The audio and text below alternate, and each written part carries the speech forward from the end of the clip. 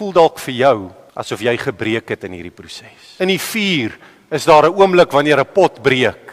Daar was dalk nog 'n stukkie onsuiverheid binnekant die pot. Jy moet nou mooi luister, ons het hierdie nie oor gesels nie.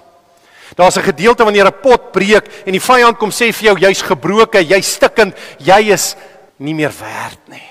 Wat gaan God met jou maak? Jou verlede, jou agtergrond. Jy het so ver gekom, jouself laat doop. Ag, daai goed's kerkgoed. Wil jou herinner dat die pottebakker weet wat hy doen.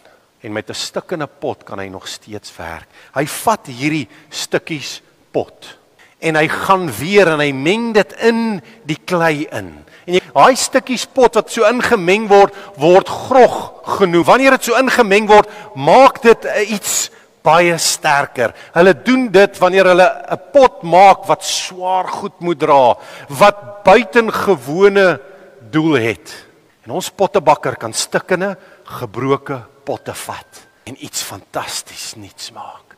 Maar weet jy wat gebeur in hierdie proses? Wanneer die pottebakker daaraan werk, en ek weet nie of jy dit mooi kan sien nie, maar daar op sy vingers is daar snytjies. Want hierdie potskerwe sny die pottebakker soos wat hy aan jou werk. Geliefdes, dit maak God seer om aan ons te werk. Dit het hom sy seun gekos om jou vry te koop.